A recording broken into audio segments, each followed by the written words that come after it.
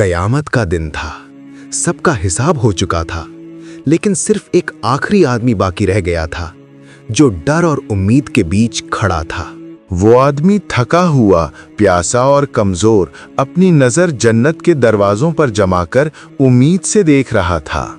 दूर से जन्नत का चमकता हुआ दरवाजा नजर आता है। उसके दिल की धड़कन तेज हो जाती है, रूह कांप उठती है। वो जमीन पर गिरकर रोने लगता है और अल्लाह से गुहार करता है, या अल्लाह मुझे भी अंदर दाखिल कर दे। अचानक जन्नत के नूरानी दरवाजे खुल जाते हैं। फरिश्ते अपने पर हटाकर उसके लिए रास्ता बना देते हैं।